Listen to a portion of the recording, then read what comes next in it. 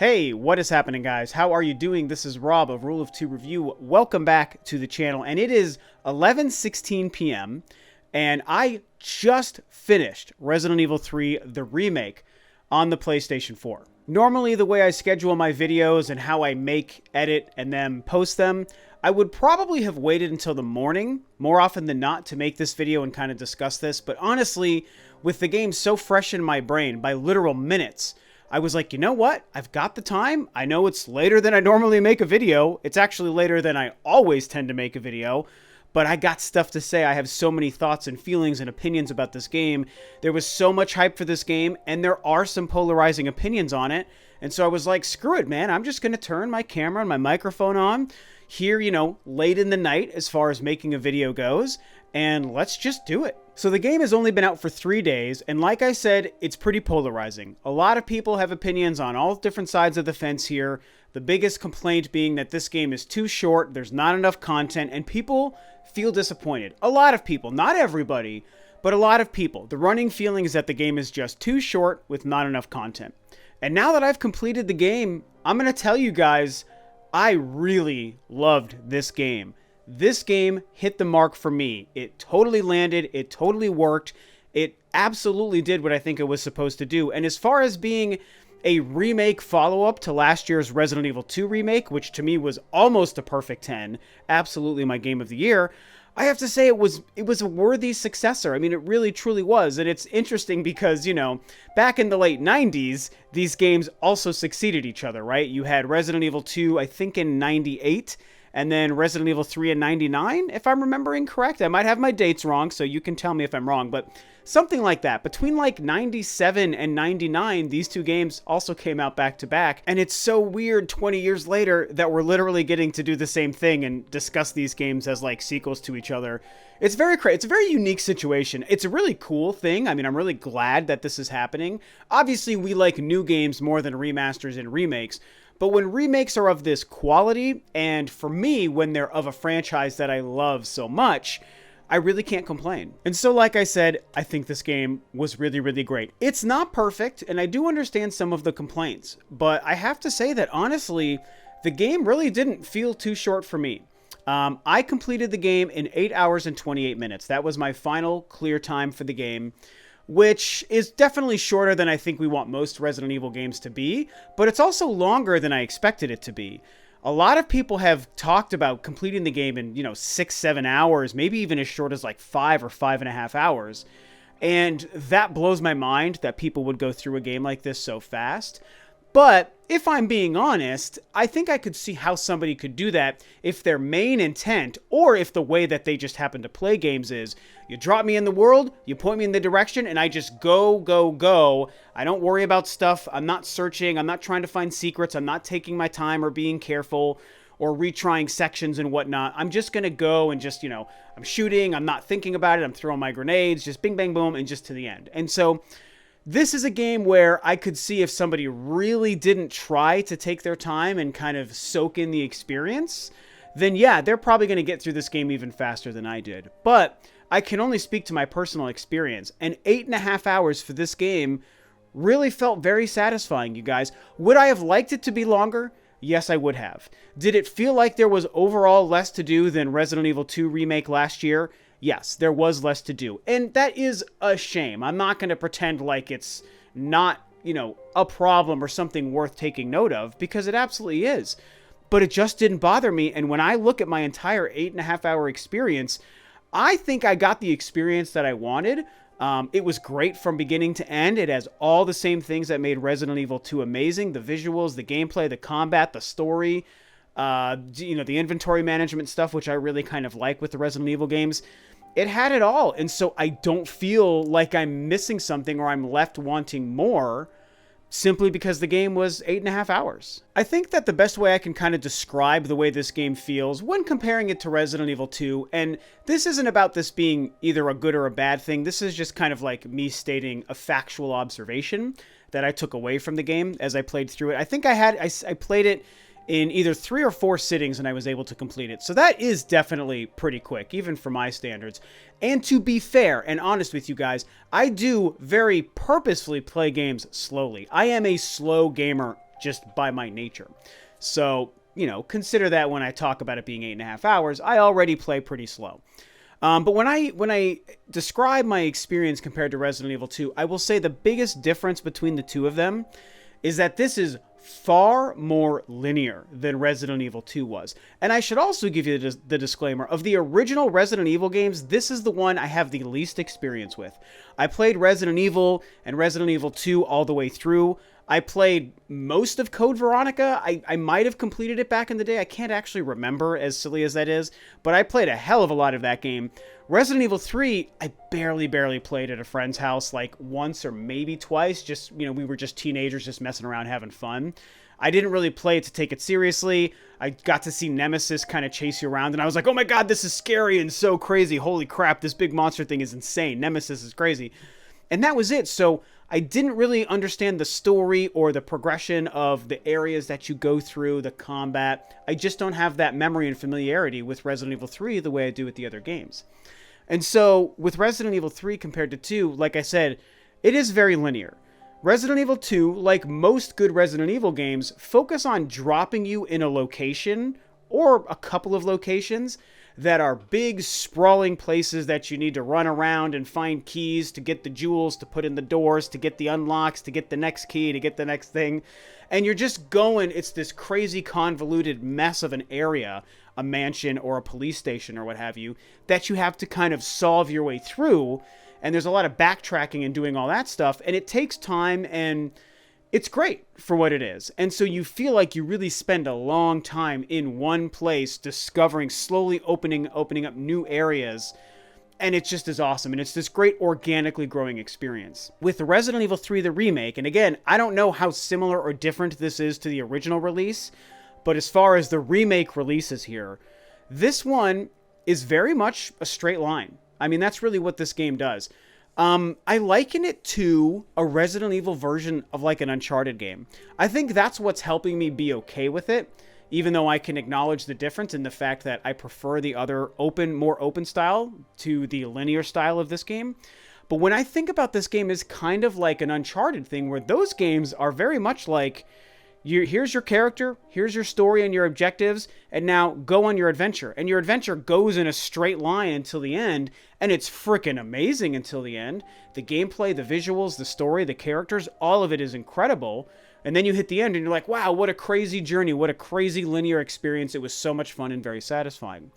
For me, Resident Evil 3 was that. And I think that's why the shorter playtime isn't bothering me, and the overall package isn't bothering me either. It's actually a nice way to kind of see this game as significantly different than Resident Evil 2 Remake, because they almost could have accidentally been so similar to each other that it would have been borderline like offensive, like, oh my god, these games are identical. Yeah, the characters are different, but like it's all the same stuff. And so, yeah, that would be a problem. But when I look at it this way, it's less of a problem, and it makes this game stand out more. And I really enjoyed it that way. Did this game probably still need to be a little bit different, or maybe even better than it was? In some ways, yes, I can still see that. They definitely cheated a little bit to get this game out so quickly. They reuse a ton of assets. It's obviously the same engine. So many of the zombie models are the exact same from Resident Evil 2. There's a huge section from Resident Evil 2 that you also go back to in this game. And so you suddenly realize, man, there's character models, enemies, weapons, graphics, and also locations that they're reusing from the game from a year ago. So yeah, you start to realize, oh, this is how they were able to get this game out so quickly, because they reused a lot of stuff. That is a shame. I will admit that that's a shame. And I know some people question whether or not a game could be worth $60 when it's doing stuff like this, and I understand that complaint as well. It's valid. For me, while I don't like it, I think because it was still so fun and so engaging, and just the combat and the adventure and the story is just still so good, that I didn't really mind, you know? I mean, and going back to this location in this game is what also happened in the original release of 3. That much I was able to confirm before making this video. And so it's not like they cheated to do that. Like, that was part of the original release in 99, I think. So, okay, they're just really staying true to the formula. And yeah, we just use this location in Resident Evil 2. Why not just move those assets over to this game? Like, it made sense. And it really just ended up being an element of the game that I just thought was kind of cool. It didn't bother me. I thought it was kind of fun. And it really just helped make an overall package that to me was very satisfying. I mean, to tell you the truth, going into this game, I was expecting to be so let down by the length and the amount of content or things to do in it that I was constantly surprised every time I had a new place to go to or a new character switch between Jill and Oscar to go through. It was constantly giving me cool stuff to do. And then if we turn the conversation to Nemesis, that's another thing that I do want to talk about here, and I'll kind of wrap up this video kind of review discussion thing, whatever, about Resident Evil 3.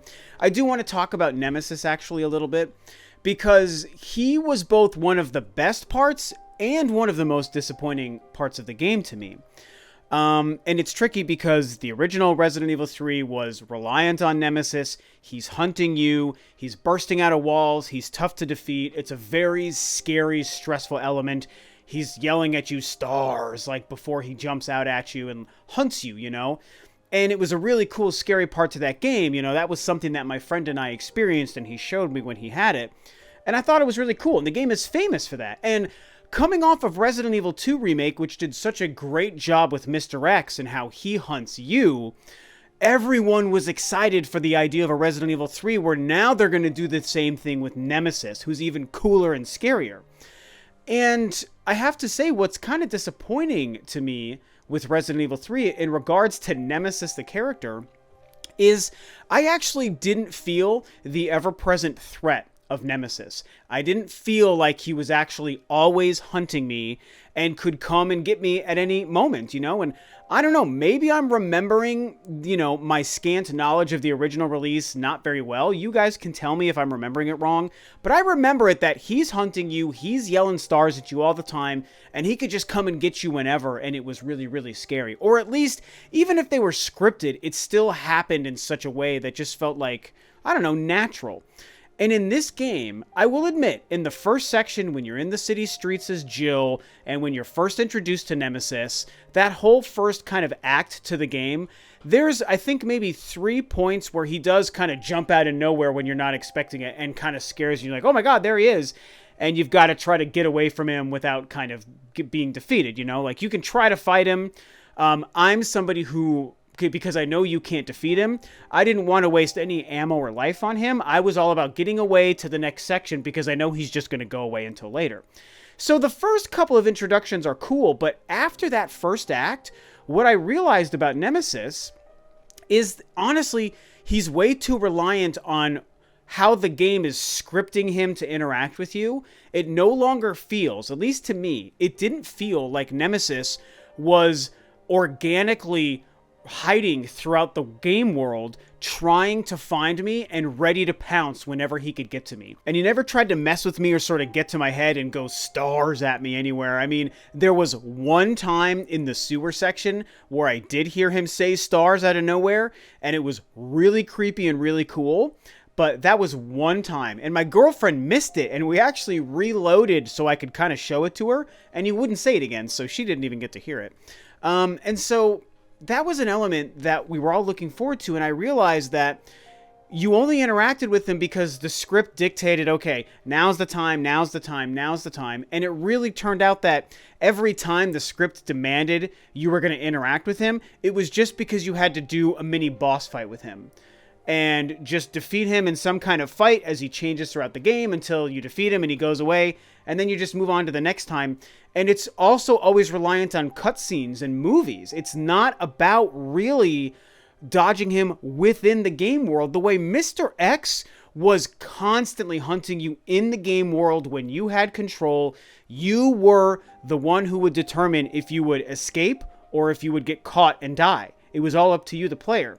And in Resident Evil 3, outside of the first 2 or 3 sections in the very beginning of the game, Nemesis only interacts with you because it's a cutscene movie. I mean, really, anyone who's completed the game, tell me if you noticed this and if you agree with this or not. Even if you didn't notice it yourself, if my description of it makes sense, because that's what Nemesis became. And I wanted it to be an organic hunting. I wanted it to have that level of fear. Like, I truly never knew when he could show up at any time and it was going to be a problem.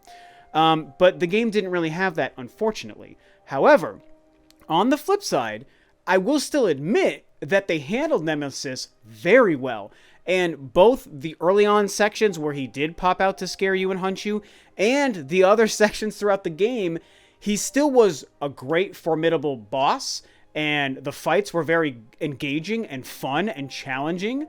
And I thought that how they weaved him into the narrative with Jill and everything throughout this game worked. So that's why it's like he's one of the best and most disappointing parts. There's nothing actually bad about Nemesis. There's mostly just good. That's why I call it disappointing. I'm just disappointed and let down. It didn't feel like, you know, like how the Predator would hunt your prey and make his little clicky noises, and he's hunting you in the trees invisibly so he can just pounce at you at any time. That's what I wanted Nemesis to feel like, and what I think we were expecting. And he's not that. He's really just relegated to a bunch of CG movies and then some mini boss fights. The boss fights are very, very good, but that's less exciting than the other option I think we were mostly looking for. So Resident Evil 3, the remake, to me was incredibly fun. It was definitely scary and tense. It had a very wide variety of locations to go to, even though I've learned that there are some locations in the original release that did not make it to this one, which is a shame because they sound like great classic Resident Evil locations. As somebody who doesn't really know that game very well, it's one of the only Resident Evil games I don't know very well, I'm not actually missing it. So to me, all of the locations, all of the enemies, the boss fights, the amazing gameplay and combat that these remakes are employing is intact, and it's great. The way they have dynamically paced out what it's like to interact with, you know, one or two zombies where you're holding your gun and they're bobbing and weaving and you're going for those shots and you get one or two chances to get their head, but if you miss, they close the gap so fast. It's awesome. Resident Evil 2 nailed it. Resident Evil 3 continues it. Loved the story, loved the characters. I think that Jill and Carlos are amazing, and I just found the whole experience to be awesome. Resident Evil 2, the remake, is the better experience of these two remakes, without question. But I still think they nailed it with Resident Evil 3. It's the perfect follow-up. I mean, yes, it could have been even better than it was, but it's just doing more of the same great stuff. And like I said, you get some differences. Resident Evil 2 puts you in a bigger world to just kind of solve some puzzles and figure that out. Resident Evil 3 is more of like a linear action-adventure game. And while still being scary, by the way, it retains the horror quite well. So I don't know. I'm done gushing. I'm going to wrap this up and just tell you that I thought it was a really, really good game. I think it's better than a lot of people are saying. Granted, if you play this game and you beat it in 5 hours, I can't help you there. You definitely wasted $60 if you beat it in 5 hours. And so, yes, the game should be longer. But my experience at 8.5 hours satisfied me. I think it's great. I'm happy to add it to my collection. So that's how I feel. That's what I took away from the Resident Evil 3 remake. Want to hear your guys' thoughts. Have you played it? Have you not? Do you like it? Do you hate it? Are you disappointed by all of these things? Or do you actually think it was pretty good like I do? Whatever you think, talk about it below. And with that, this video is a wrap. Thanks, of course, as always, for tuning in, guys. This is Rob of Rule of Two Review, and I'll catch you next time on another video.